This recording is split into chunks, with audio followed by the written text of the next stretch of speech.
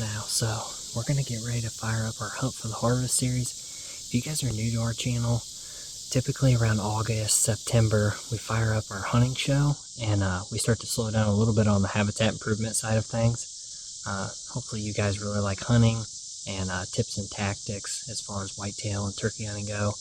How our schedule works is that we start up our deer season at the end of January. We start up our habitat series, our late winter cutting, and then we take a little pause for spring turkey, and then we fire our hunting show back up for that as well. So today we're hanging a Novik stand up. We're overlooking a timber pond. We came out here a few weeks back and threw the stand up. We're just making some final adjustments today. This is a killer setup. This is the spot we're going to be coming in late October, early November. So this will be the last time I'm in here until deer season. So just wanted to trim out my shooting lanes. Get my pack hung up. I brought all my equipment so I can put hangers in the tree and get my bow rope, stuff like that set up in here. So here's the helo. These stands, for how small and light they are, surprisingly have a decent platform. Feel pretty stable on this. We're trimming this stuff out here, so we have a shooting lane there. Make a couple more shooting lanes down there. This is the thick bedding area. They come off these hillsides here and travel right down in here. So we mowed out this trail this year to the timber pond. It's really thick, you can't see it, but right here is a big timber pond.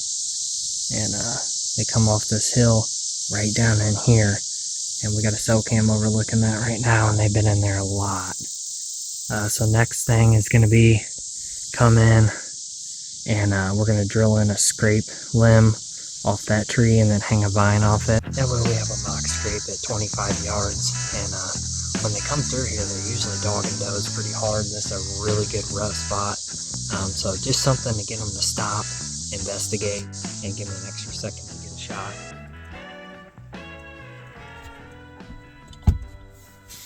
Alright guys, we are over in the next location now. We're on the complete opposite end of our farm from that timber pond. Got that set finalized. Now we're scanning this bean field here. We need to get out here and do some glassing. Try to find some of them big velvet bucks. We'll probably do that here in a week or so. It's already August, so we really need to get on top of it. But we're going to go check 2 green plots right now. We already spread brassicas in these, and they germinated, came up. We got plot boost on them. And as far as I can tell, they were looking pretty good. And we just had quite a few rains in the last few days, so that was good. Good to get some moisture on the ground, and hopefully these things will take off. Then September, we'll come back through. We'll spread our cereal grain and all of our food sources, and we should have some good green plots this season. We got some targets we're after. Let's get over there, and we'll show you guys what we're working with.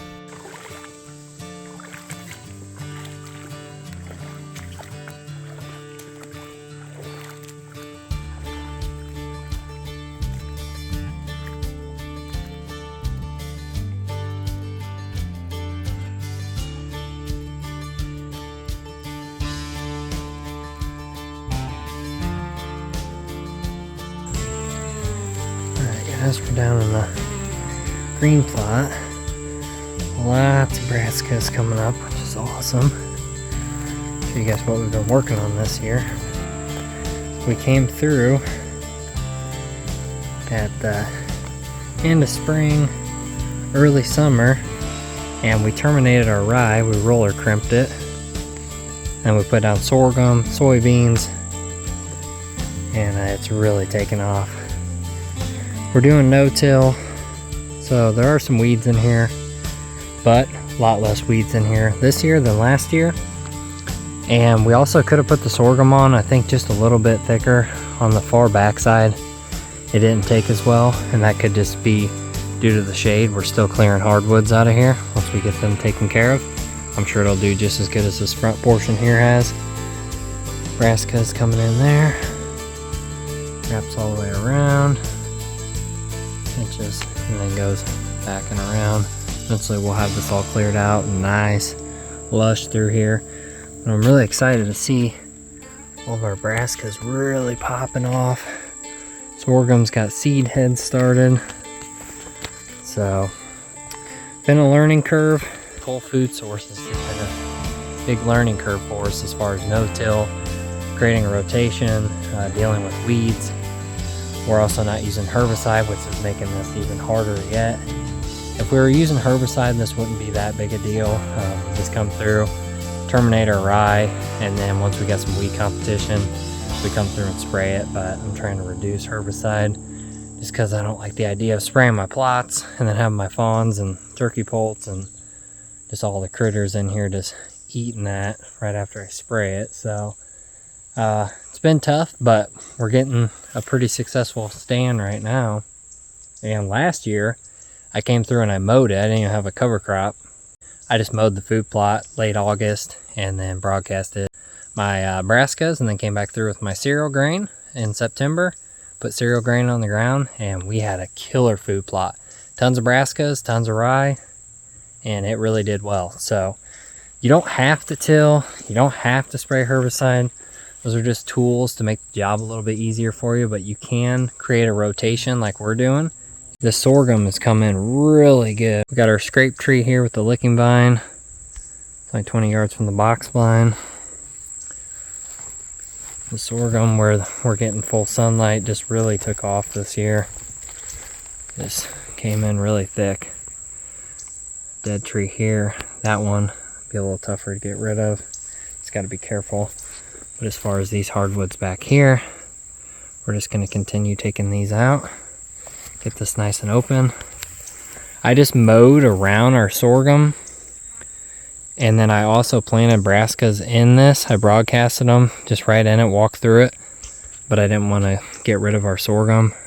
I really like the idea of having these seed heads for late season, and they're not really touching it much right now, which is great, and they're not really even hitting the brassicas yet, so I haven't had a lot of deer in this plot. Last season, all of our shooters were in here, but as far as the summer goes, not having a lot of deer in here. Not even really getting a lot of does in here right now.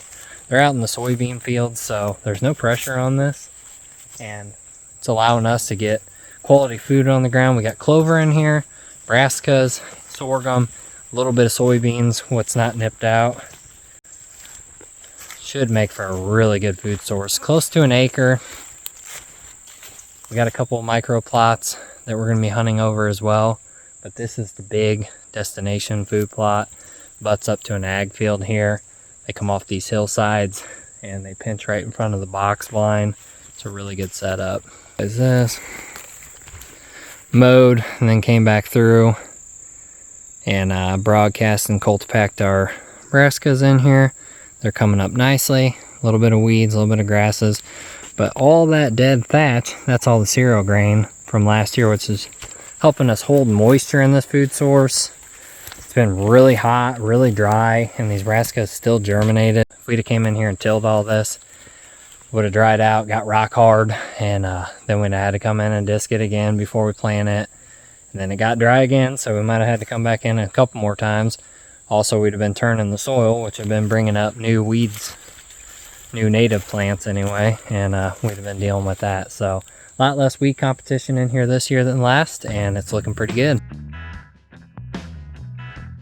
We're walking some of our trail systems. We're just checking a few stands. We're pulling some SD cards on some cameras. We got cell cams running. We're only going to be probably really putting boots on the ground in this part of the farm, maybe a couple more times. And we're going to be staying out of here until deer season. We do have to come back through in September to overseed our food plots with rye, but that's it. That'll be a one and done. Come in, get that stuff seeded, and then get out of here. But as far as trimming shooting lanes, checking access trails to blinds, stands, need to finish that up really this week or next. And everything's looking good. Brassicas are looking good, and two of our food plots, the third one, they're coming up, but they're a little bit behind, so we'll check back in on those probably next week. Hopefully they'll be doing really good.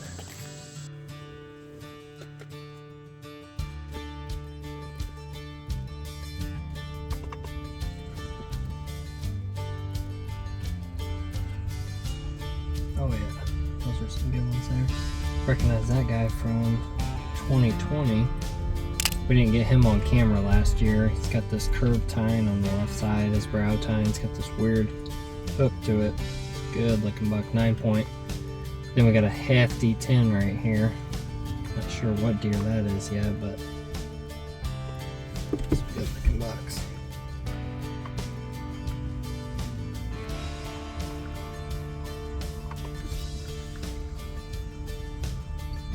Got some trash down on his main beams too. That looks good. Dang, what a style.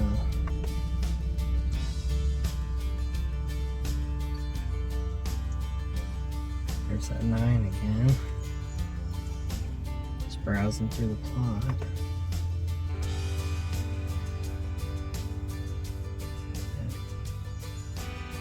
I think that buck was, he was either 2.5 or 3.5 in 2020, so he's got some age to him now.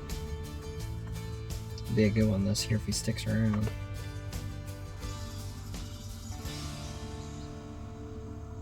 Not quite a shooter.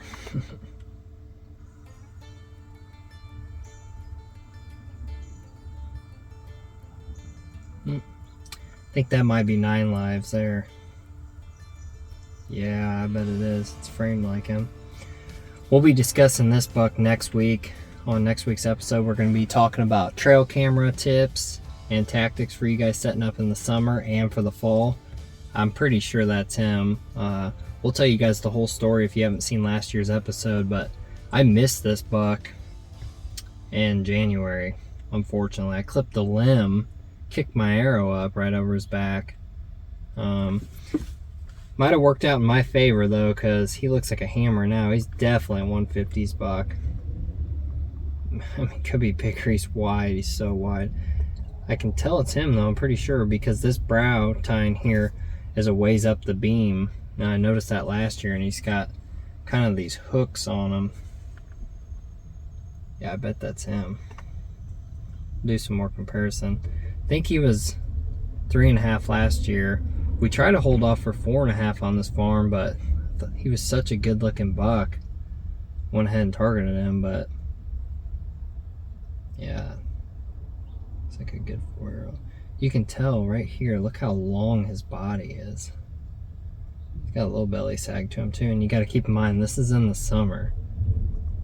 These deer look big now. Geez, what are they gonna look like when they're bristled up during the rut? Oh my gosh.